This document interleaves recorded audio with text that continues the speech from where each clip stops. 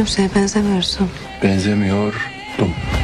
Merak etme. Sevdiceğim bu işi de halledecek. Aşırı mı öldüreceksin yoksa? Halyaf dizisi yeni bölümünde Serhat ve Yıldız aşkı güçlü bir şekilde geliyor desek yeridir. Dizinin ilerleyen bölümlerinde Yıldız ve Serhat yaklaşması sahnesi bekliyoruz. Meleğin ise Dalyan'la ilişkisini öğrendi. Serhat fakat konaktan göndermeyecek.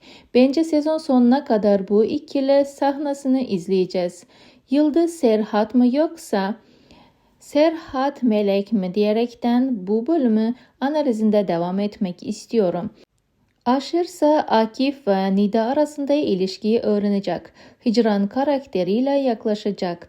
Aşır Akif'i öldürmeye çalışırken Nida'yı öldürecek ve Nida karakteri diziye veda edecek. Serhat ise Yıldız'ı konağa getirecek ve artık sezon başından beri öncesinden yazılmış olan Yıldız ve Serhat için aşk yaşama vakti gelecek. Diziye usta oyuncu Uğur Yücel dahil oldu. Dalyan karakterinin de ilerleyen bölümlerde veda edeceği konuşuluyor.